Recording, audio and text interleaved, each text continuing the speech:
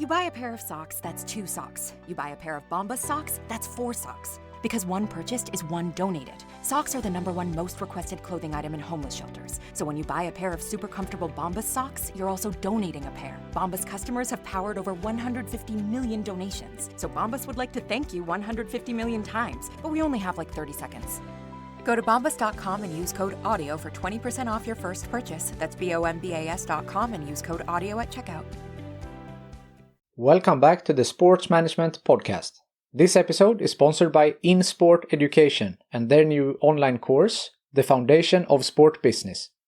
With course modules delivered by sport business experts at companies like the NFL, the Football Association, and Formula E, the Foundations of Sport Business course equips you with everything you need to know to get on or accelerate your career in sport. And for you listeners, I have a great deal. With the code SportsManagementPodcast10, you will get 10% off the course price. Click the link in the description below and sign up to the course today. Now, let's kick off the episode. Welcome to Sports Management Podcast, where you will hear interesting sports management professionals share their stories, experiences, and passion for the sports management industry. I am your host, Marcus Philipson. Today's guest is Pakistan's own Jerry Maguire, Arsalan Shah. He is the founder and CEO of GAME, Global Athlete Management Experts, representing top athletes in Pakistan. In this episode, you will learn why the field of sports management has huge potential in Pakistan, why you should learn what not to do rather than what to do, more of Arsalan's best advice for people with aspirations in sport, and much more. Arsalan Shah, welcome to the Sports Management Podcast. Pleasure, Marcus. How are you doing? I'm very well, thank you. How are you doing? It's hot here in Karachi. Otherwise, all good. Yeah, I'm in Gothenburg, Sweden. We have 30 degrees Celsius here, which is very warm for us, but guess that you are a bit warmer than that. I'm based in Germany. Germany is my second home. Oh. And I'm flying over there in next 20 days, in fact. So Germany, Pakistan, they're two different poles. Pakistan is way hot and Germany is way cold. But anyways, yeah, it's lovely. It's lovely weather over here. Summers is awesome. I'm glad to hear. So you are the founder and CEO of GAME Sports Management, an agency that does everything from contract negotiations to financial planning and post-career counseling, etc. So can you just tell me a little bit about the agency and what you do there? Okay, so GAME was basically founded back around 11 years back. The concept of GAME was, the name GAME stands for Global Athlete Management Experts. Unfortunately, in Pakistan and the subcontinent, sports management is not a celebrated field. There's no proper degree. So I was always into management. I was into branding. I was into advertising. I saw that gap in 2008.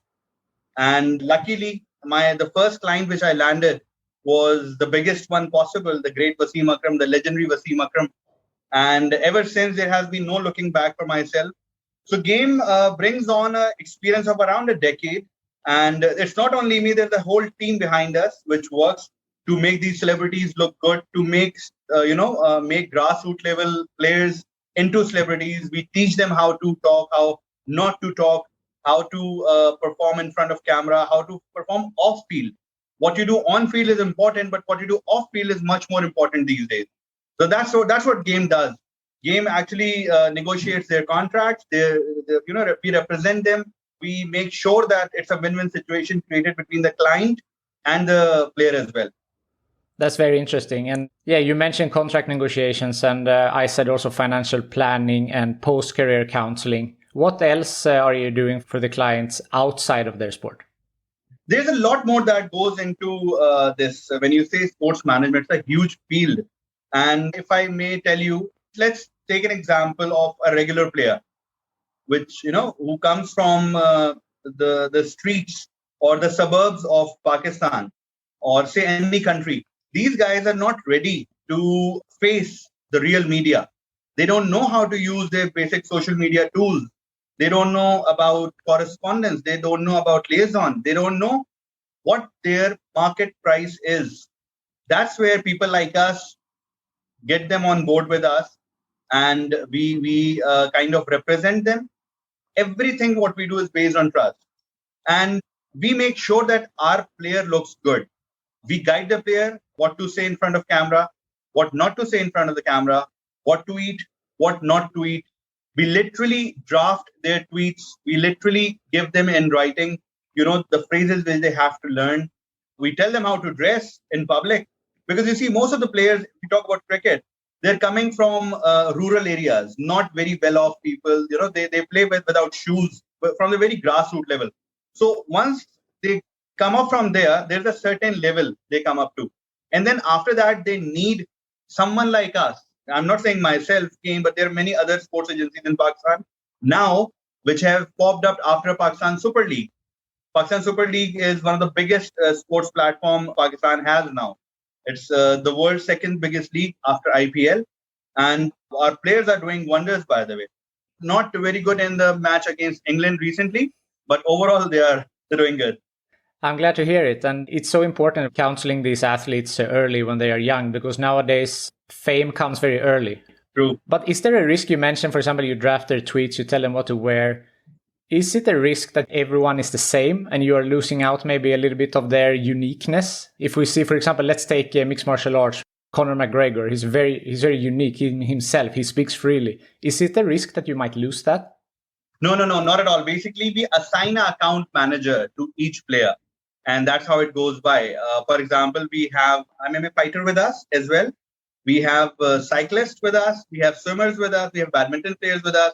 We have squash player, the known Asamul Haq Qureshi, the top seed from Pakistan. Cricket, fortunately, unfortunately, is a celebrated sport in Pakistan. Cricket, everyone follows cricket like a religion over here. Other sports like football, soccer, it's huge in the rest of the world. But in Pakistan, if it's out of 100, it's 90% cricket, 10% other sports. So we actually don't differentiate between our assets. That's what we call them. We call them assets because, you see, making them look good makes us look good, makes us look professional. And touch wood that the players which we have been with, they have been with us for well over a decade now. It's a service industry, my friend. And whatever you do for them, it always comes back to you. You have to be at the top of your game, the top of your performance, because they have to perform on field. We have to perform off field. So there's a lot of liaison that goes in and out between the player, ourselves, and the agencies which are out there and the brands. So coming back to your question, there's a lot more to what is there in front. It's not only their clothing, the way they tweet, and we don't give any preference to anyone. Unanimously, it's the same because for us, we believe in the psyche of less is more. We don't have hundreds and hundreds of players. I can say that, from Pakistan, we represent the top 40 to 50 talent. And that's it. We want to cap it to that because we want to give that extra service to everyone. Yeah, I think that's very important. This is what you said. It's a service, and also the trust that you mentioned. Also, it's very important. Obviously, cricket is the big sport in Pakistan. And you mentioned some other sports there, mixed martial art and cycling. But except for cricket, which other sports would you say are most popular? And are you representing also these athletes? Oh, yes, I do. I represent, for example, cricket. I represent the top tier of cricket. It's Wasim Akram, the legendary name, the greatest fast bowler. Then we have, apart from cricket, Jahangir Khan, the greatest ever squash player the world has seen. The guy who won 555 matches on the trot, undefeated, undisputed. He's a legend, and I am fortunate that I work with him. Sohail Abbas, the legendary hockey player from Pakistan, with over 300 goals. He still holds the record of the highest goals anywhere in the world. So Sohail Abbas is with me from hockey. Hajra Khan from football. She's the captain of Pakistan football team. Kalimullah, the captain of Pakistan football team. So all these guys, they have been working with us for ages. Fortunately, unfortunately, what happens is it's how the brands look at it. If you take my 2 cents on it, it's basically how the economy is going. Everyone tilt shifts to cricket, and that's where the money is. And if you talk about other sports, the magnitude goes very low, very low. If a brand is spending, say, 100 million on cricket, they're not even spending 1 million or 0.5 million on rest of the sports. That's an irony in Pakistan. But slowly and gradually, brands have started realizing. Local brands, beverages, they're coming up with street cricket. They're coming up with street football tricks. They're coming up with futsal. They're coming with short matches. They're coming with short squash matches, badminton matches, table tennis matches, not on the federation level, but more on a street smart level. For example, I'll tell you, one of the best players we have in e-gaming is Arsalan Ash. Arsalan Ash is a phenomenon. This guy is a champion of Taken 7, and he has taken everyone by storm. But unfortunately, in Pakistan, the gaming arena is not that big. So that's why Arsalan Ash is not where he should be, in my opinion. He's a legend. But because of market, the industry is so small, he's not appreciated or brought up the way he should be. Speaking of esports, it's an interesting field generally and a sport that is rising right now. But you said it's not very popular in Pakistan, but can you see that it has potential? Oh, it has huge potential, my friend. Red Bull is the main sponsor, if I may name the sponsor. They because Red Bull again is not based in Pakistan. It's a global company. They understand the potential of the players.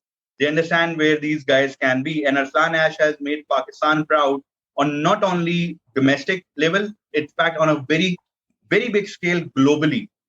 Arsalan Ash, if you go out, everyone knows him in the gaming industry. Having said that, when you talk about any other sports, Olympics, for example, I wouldn't want to say that, but you see, there is lack of ownership. There is lack of ownership. That is where companies like us want to come in the front. We want to pick our player, take it to the brand that, this is what we have. This is the guy or the girl who's going to make you look good. Invest on this chap. But fortunately, unfortunately, we are very myopic. When we are very myopic, we don't see what's going to happen 5 years down the line. We don't think it through. We just want to do it, project-wise. Okay, let's do it for 2 months, and then we are out of the project. And unfortunately, that's not the right way to do it. You have to invest in your athlete. You have to invest in the grassroots level. You have to have at least 10-year vision that if we start with this child, we have to make this child go in the top 10 or say top 100 of, say, squash, tennis. And that's how it is done normally. But in our part of the country, unfortunately, that's not the process. I understand. You mentioned that you have also a home in Germany. So are you having also athletes from outside of Pakistan?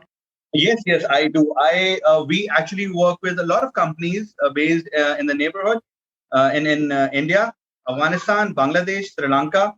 We have very good ties over there. There are lots of broadcast assignments which we do on regular basis. When you talk about sports management, there is not only this part, there is a lot other to it. Broadcasting is there, syndication is there, article writing is there. Then you have interviews, you have appearances. You have a lot more that goes except what you see on the ground, on the field. That's what we do. For example, I don't represent people from India, but I keep getting them assignments abroad. I don't represent people from Bangladesh. But since I'm tied up with a firm in UK, what we do is they ask us, Arsalan, can you get us XYZ person? I said, yes, not a problem. Capish, done. So that's how we do it. It's more of a family. It's more of a platter that we manage.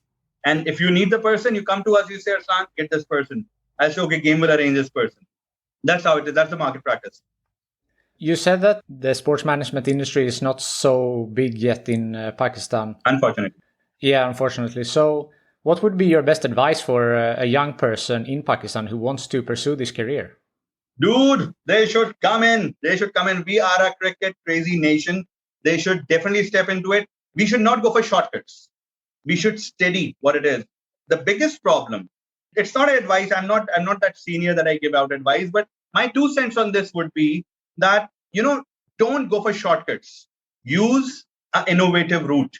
Your cousin, your friend, your uncle's son is and cannot be your manager until unless he or she has proper experience or a written degree. If he's not certified, he's not good to be a manager. So you need to trust the right people. And once you trust the right people, they take you up. It's upwards and, onwards from there. And I've had long case studies from Pakistan only. People, why do they trust me? Because I have been trusted by the big name, for example, Wasim Akram or say Shahid Afridi. They're the biggest cricketers in Pakistan. They're legends now. So it's not about paperwork. It's not about contracts. If you've seen that movie, you must have. Jerry Maguire. Yes, of course. Yeah, show me the money. So it's all about It's all about making sure that your trust is there. It's not a one-to-one agent-based relationship. It's more of a family relationship that you share with them.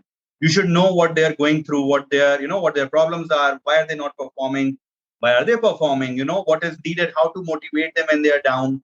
When the chips are down, you need to tell them, do this, don't do this, invest here, don't invest here, take up this project, don't take up this project. And that's where the trust factor creeps in. And once they start trusting you, that's where that bond is formed. So the advice or my 2 cents to all the newcomers would be, do not go for shortcuts. Make sure you come through the right channel. And if you want it, you will get it. It's very easy. With YouTube, with all these platforms available, just write to the player. I'll be frank, just write to them. Do you need any help? Do you need any assistance? Can I be of any help to you in any possible manner? Every player is looking for proper management, and try to grab them from the grassroots level, from the very bottom tier, because that's where the trust level starts building up. And since sports management is not very new in Pakistan, there's a huge gap. What's happening now is, for the past 5 years, post PSL, past 6 years, people have started coming up, and they have started studying. And now I can say that we have around good 3 to 4 sports management companies which are out there, which are doing good job.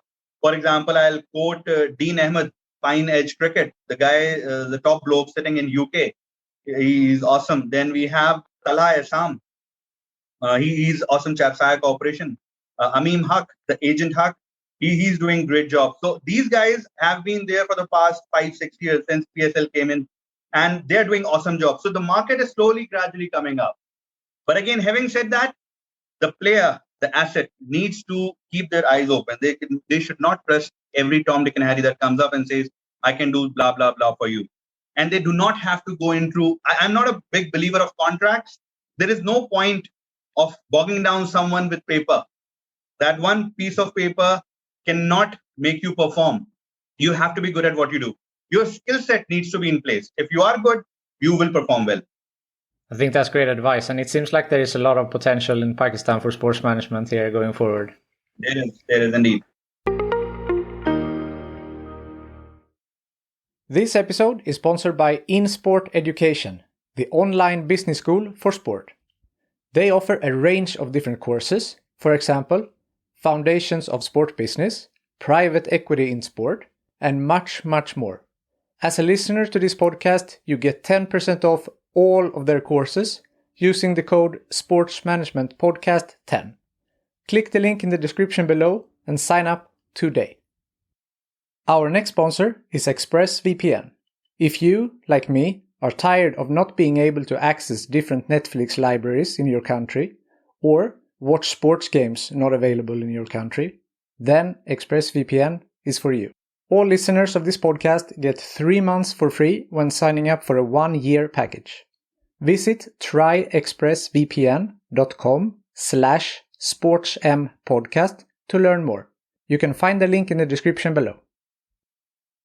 In the second segment, I like to get to know the guest a little more. You actually started your career, if my research is correct, as a news anchor. You have done your study on me. Oh, okay. So how did you go from there into sports management? Okay, that's an interesting question. I started off my career as, yes, a news anchor. Not a news anchor, actually. I always wanted to come into media. So I owned a software house back in 2003, and I was making good money. So I had a list. I literally had a list of things that I wanted to do. One of them was news anchoring. I always wanted to, read out news out loud on a channel. So I owned a magazine by then. I owned a software house and I owned a magazine. Once you have a magazine, your PR becomes very good. You get to know people, you get to know brands. And I was offered somewhere that, come over for a cup of tea. I don't know, they liked me over there. And I said, yes, I would love to do newscasting. And next thing I see was me sitting on that channel. I think I did it for 6 months and then I got tired. I wanted to move on. Then 2008, I had the magazine. Everything was good on the roll. 2008 saw that downfall, the slump, the big slump, the recession. And I lost a lot of amount in Middle East. I invested a lot over there. Then actually for a brief period of around 1 year, I went in my shell. I went in a shell, then I saw what can I do, what's missing. So in that 1 year period, I saw that sports management is something which is not being done by anyone else.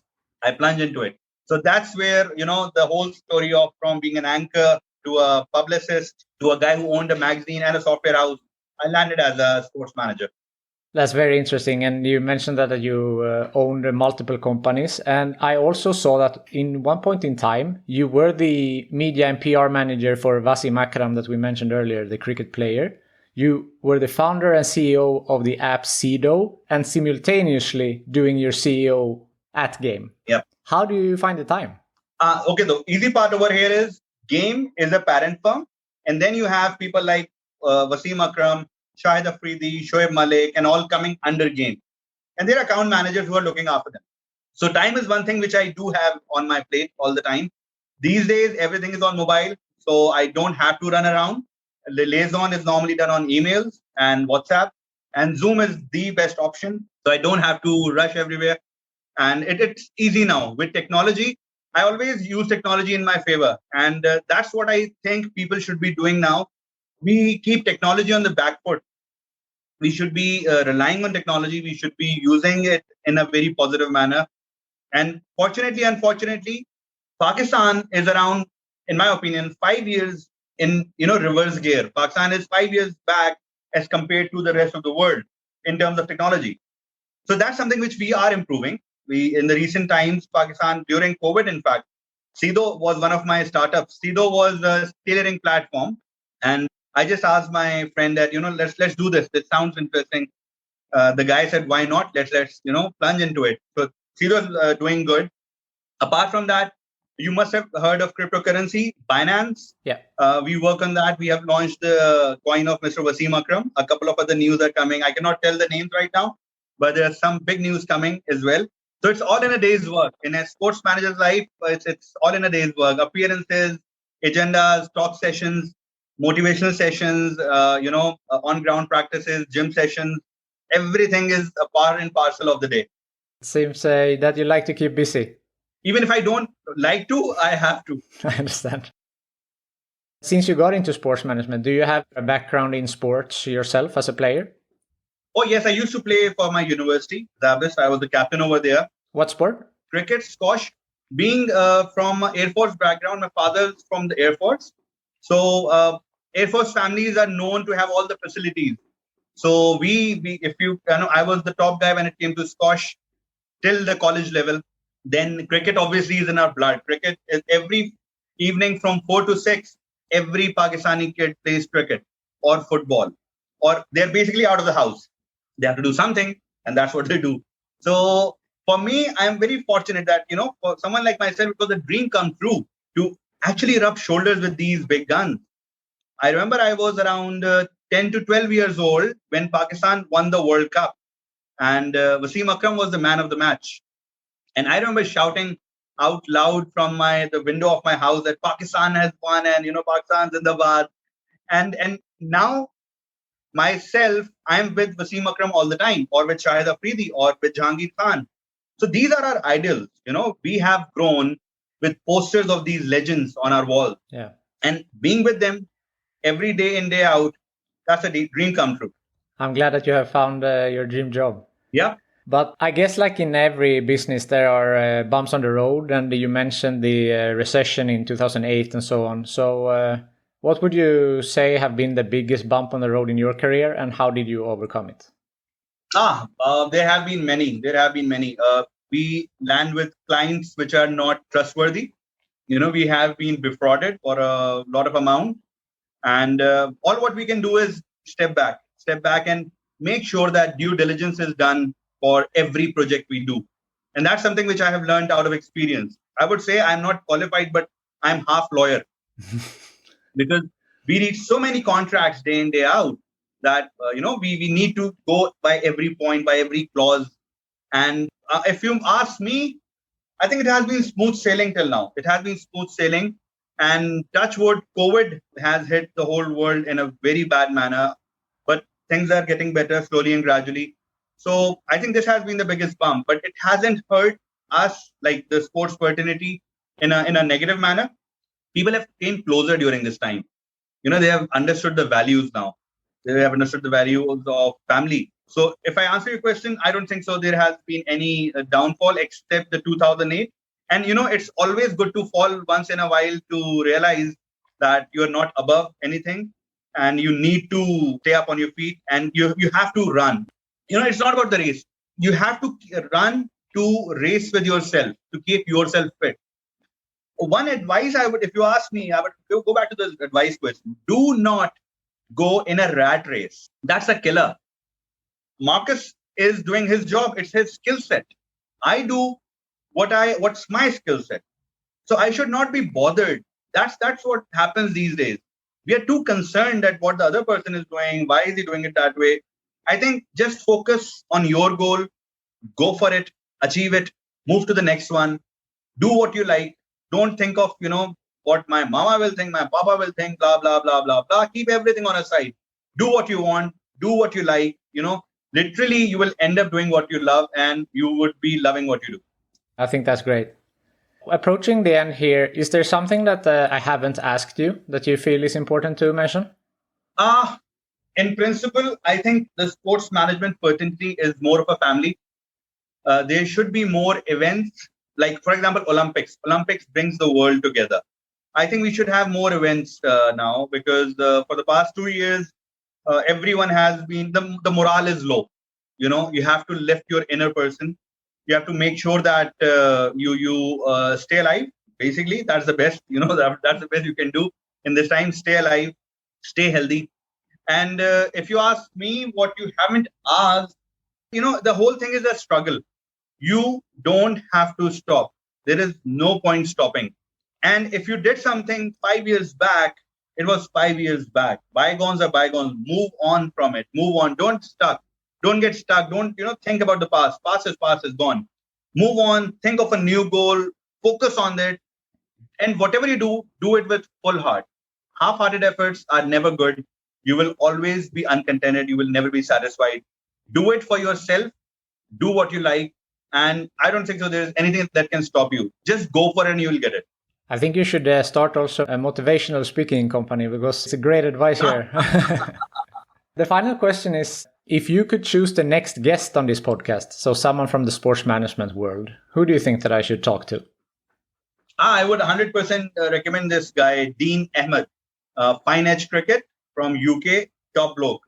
I will look that up. Arsalan Shah, it was a pleasure to talk to you and thank you so much that you wanted to be a part of the Sports Management Podcast. It was a pleasure, Marcus. I loved it. Whenever needed, I am there for you. Just let me know, give me a buzz. I'll arrange everything for you. If you need any help, at your service. Thank you very much. And if the listeners wants to reach out to you, do you have Twitter, Facebook, etc.? Yes. It's unanimously the same. It's Arsalan H. Shah, Arsalan H. Shah, Shah.